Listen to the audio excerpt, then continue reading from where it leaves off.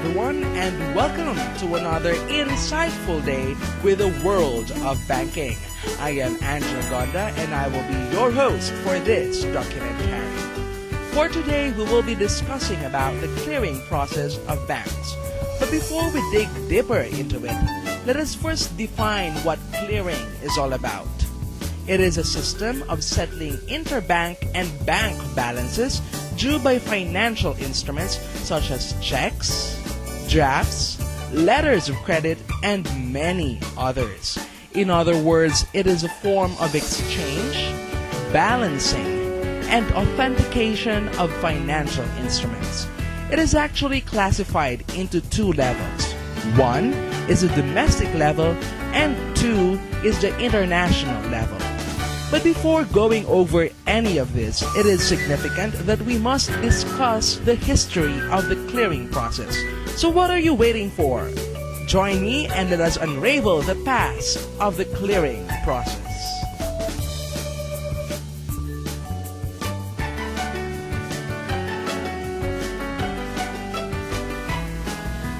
At first, the clearing system was very simple yet very hassling. Each bank then sends their representatives to exchange financial instruments, such as checks, with other banks. But soon after, these messengers met on their way and figured that they can already exchange on their middle way so as to save some time. Not long after, other messengers from other banks found this system quite efficient and tried it on for size. Later on, as managers learned their process, they have developed a more ingenious system we now call the clearing house. This is also used by the Philippines to date. Now that we know all about how the clearing started, let us head on to the main course of our discussion, the clearing process.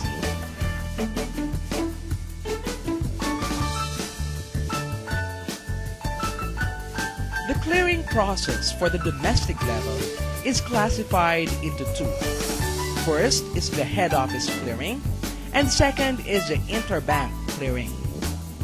When a client presents a check to the bank teller and decides to deposit it into his account, this check must undergo the clearing process.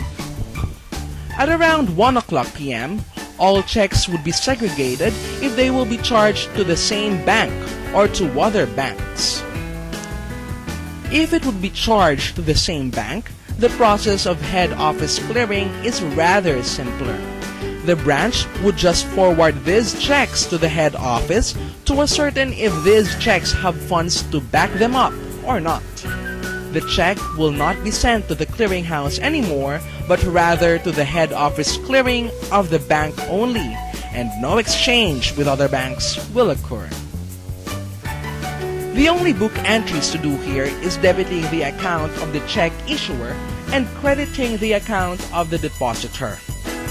If the check would be marked drawn against insufficient funds or drawn against uncollected deposits, then the bank would just record the reversing entries. A different story happens when the check deposited came from a different bank. For the purposes of identification, let us suppose that we are BDO and we have to clear checks from other banks deposited to our branch. These deposits would have to be credited in a deferred basis since the check would still be cleared, meaning to say that the money would only be fully credited after the allotted clearing time has elapsed. After the said segregation of checks in the same and other banks at around 1 p.m., all checks with claims from other banks would have been sent to the Philippine Clearinghouse Corporation at exactly 4 o'clock p.m. This clearing process is also known as the interbank clearing process, where banks exchange checks for validation and authentication. In the Philippine Clearing House, the BDO representative would sort all the checks he has according to the corresponding banks that they are due to. A number assigned for each of the banks BDO has sorted shall be prepared, together with the name of these banks and the checks with their corresponding amounts. Also, a settling statement will be prepared. This is a list of all the banks claiming against BDO, including the total amount of their claims. After the sorting, all bank representatives are now ready for the exchange. Upon signal from the PCHC manager, they start exchanging the envelopes containing the checks. The amounts appearing on the exchange envelopes are reflected on the settling statement. When the signal to stop is given, all representatives heed the order. Once the exchange has completed, the representatives would validate and authenticate the checks to ascertain if they have funds to back them up.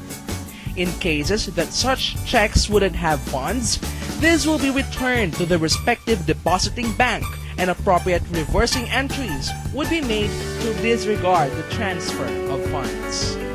Also, an MICR device or a magnetic ink character recognition device may be used to verify the genuinity of these checks. At the end of the clearing process, the bank's balance may appear to be due to or due from, as the case may be. If a bank has more claims than payments to other banks, it means it has gained from the clearing process, having an entry of due from. If the bank has more payments than claims to other banks, it means it has lost from the clearing process, indicating an entry of due to. These net balances are reflected in the books of the clearinghouse and are eventually settled through the reserves of the banks in Bangko Sentral ng Pilipinas.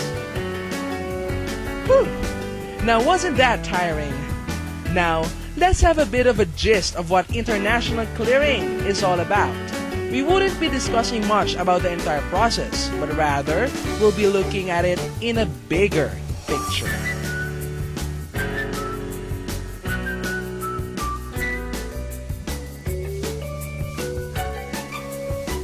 Essentially, when an OFW sends a remittance from the United States to a bank here in the Philippines, do they send it through a plane? No, of course not. The money is transferred with data communication through cable wires. The receiving wife of the OFW would withdraw the remittance from a BDO branch here in the Philippines. Now, how would BDO get his money back?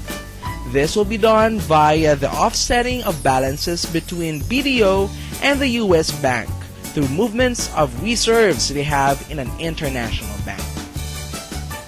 Both the Society for Wireless Interbank Financial Telecommunication, or SWIFT, and the Clearinghouse Interbank Payment System, or CHIPS, work hand in hand for the data transfers. Another feature of the clearing process is the ECS, or the Electronic Clearing Service. It is an electronic mode of funds transfer from one bank account to another bank account using the services of the clearinghouse. Well, folks, there you have it, the clearing process. This is just one of the many very significant functions of the bank, and we are truly grateful for giving us a chance to impart to you this insightful documentary. Join us again next time as we journey around the wonderful world of banking.